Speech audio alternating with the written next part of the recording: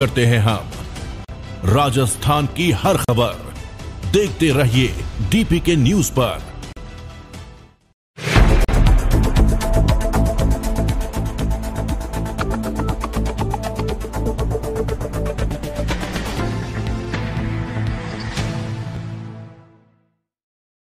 बदलते मौसम के बीच राजस्थान के पूर्व मुख्यमंत्री अशोक गहलोत एक बार फिर कोरोना की चपेट में आ गई।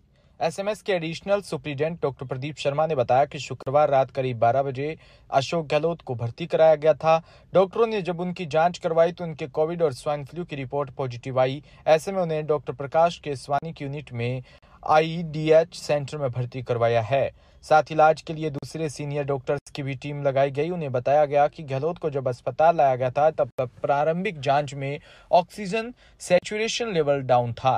ये लेवल 85-90 के बीच होने पर उन्हें रात में भर्ती होने के लिए कहा था। अभी सुबह उन्हें सभी वाइटल बीपी, पल्स रेट सहित अन्य पैरामीटर नॉर्मल है। हालांकि उन्हें अभी ऑक्सीजन लगा रखा है।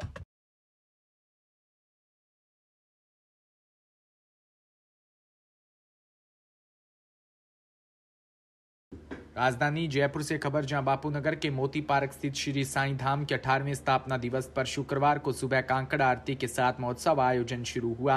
इसके बाद साईं बाबा की चांदी की पादुकाओं का 101 किलो पंचामृत से अभिषेक हुआ। बाबा की पादुकाओं का अभिषेक करने के लिए भक्तों में होड़ सी मची रही। बारी बारी से भक्त बाबा की पादुकाओं का अभिषेक करते रहे। बाबा की पादुकाओं का करीब 2 घंटे तक चले अभिषेक के बाद आकर्षक श्रृंगार किया। उसके बाद मध्याह्न आरती हुई और साईं बाबा को प्रसादी का भोग लगाकर भक्तों को वितरण शुरू किया। प्रसादी के लिए अलग अलग खंडों की व्यवस्था की। इस बीच भजन संध्या का भी आयोजन किया। आयोजन से जुड़ी श्वेता शर्मा ने बताया कि भक्त पंगत में बैठकर बाबा की प्रसादी पाई। वहीं 5 क्विंटल सामग्री से प्रसादी तैयार हो रही है और हाथी, घोड़े, ऊंट और शाही लवाजमे के साथ पालकी यात्रा भी निकली।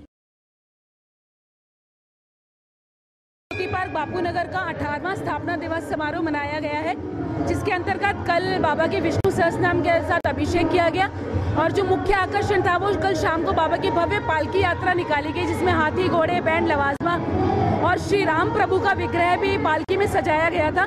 आज समापन करते हुए विशाल भंडारा प्रसादी और भजन संध्या के साथ इस 2 दिवसीय स्थापना दिवस को हमने विराम दिया है।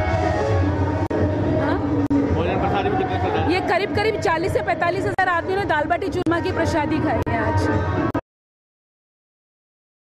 सिरोही से खबर, जहां सूचना व प्रसारण मंत्रालय के केंद्रीय संचार ब्यूरो क्षेत्रीय कार्यालय सिरोही द्वारा राज्य के पीजी महाविद्यालय सिरोही में विकसित भारत संकल्पित भारत पर 3 दिवसीय मल्टीमीडिया प्रदर्शनी का समापन राज्य मंत्री ओटाराम देवासी के मुख्य आतिथ्य में संपन्न हुआ।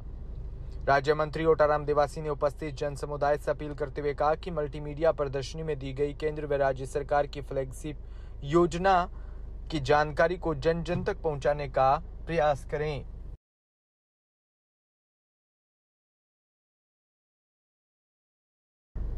झालावाड़ से खबर, जहां राजस्थान भाजपा महिला शक्ति वंदन कार्यक्रम की 1 दिवसीय कार्यशाला संपन्न हुई।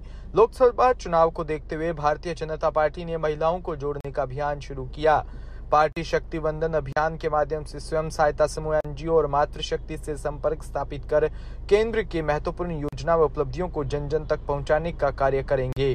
कार्यशाला में शक्ति वंदन के जिला संयोजक निर्मल शर्मा, शक्ति वंदन जिला सह संयोजक चंद्र प्रकाश लोधा उपस्थित रहे। वहीं झालावाड़ जिले के उनेल थाना क्षेत्र के कर्माखेड़ी फंटे के पास स्कूटी सवार 3 छात्राओं को अज्ञात वाहन ने टक्कर मार दी। टक्कर के कारण एक छात्रा की मृत्यु हो गई, जबकि 2 छात्र गंभीर रूप से घायल हो गए। मृतक छात्र सलोनी राठौड़ का 12 कक्षा की छात्रा है, जिसका शव सीएससी चौमेला में मोर्चरी में रखवाया। 2 घायल छात्रा सेजल राठौड़ कक्षा 11वीं और कृष्णा गोस्वामी 12वीं का उपचार सीएचसी चौमेला में चल रहा है। हाँ बताइए सर। सुबह सूचना मिली करीब 7:13 पर कि 3 बच्चियां स्कूटी से चौमेला कोचिंग करने जा रही थीं कि उनका अज्ञात वाहन से एक्सीडेंट हुआ है। जिस सूचना पर हम तुरंत मौके पर पहुंचे और राउंड अप करने के लिए गाड़ी के लिए अलग अलग टीम बनाकर उनके पीछे लगाई। जिस पर हम हॉस्पिटल आए तो पता पड़ा कि एक सलोनी सोनलाल राठौड़ जी की बच्ची है, जिसकी उम्र 17 साल है। उसकी एक्सीडेंट के दौरान मौत हो गई थी मौके पर, जिसकी डेड बॉडी की प्रक्रिया कानूनी प्रक्रिया चालू है, पोस्टमार्टम प्रक्रिया डॉक्टर साहब। खबर भरतपुर से, जहां रूपवास में एसडीएम बाबूलाल ने 21+ विभाग के अधिकारियों व कार्मिकों की बैठक ली। एसडीएम बाबूलाल ने सभी विभागीय अधिकारियों व कार्मिकों को सरकार के निर्देशानुसार कार्य करने के दिशा निर्देश दिया। वहीं लोकसभा चुनावों को ध्यान में रखते हुए अभी से तैयार रहने की बात कही।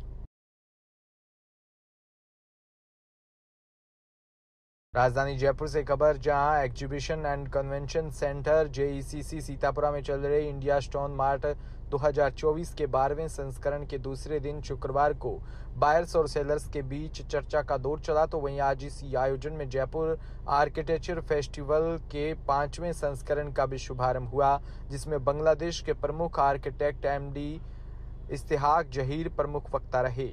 जहीर ने कहा कि हमें अपने प्रोजेक्ट्स में प्राकृतिक संसाधनों के संबंध को इस तरह से सुविधाजनक बनाना चाहिए जो शहरी पारिस्थितिक तंत्र और पर्यावरण की रक्षा और सुधार करे, ग्रीन हाउस गैस उत्सर्जन और वायु प्रदूषण को कम करे और पारिस्थितिकी तंत्र आधारित समाधानों को बढ़ावा दे। उन्होंने अपने गुरु मुजहरुल इस्लाम के उदाहरण को भी अद्भुत किया और एक वैश्विक आदमी और एक स्थानीय वास्तुकार बने। उन्होंने बांग्लादेश में प्रकृति के अनुरूप बनाई गई विभिन्न परियोजनाओं की तस्वीरें भी दिखाई।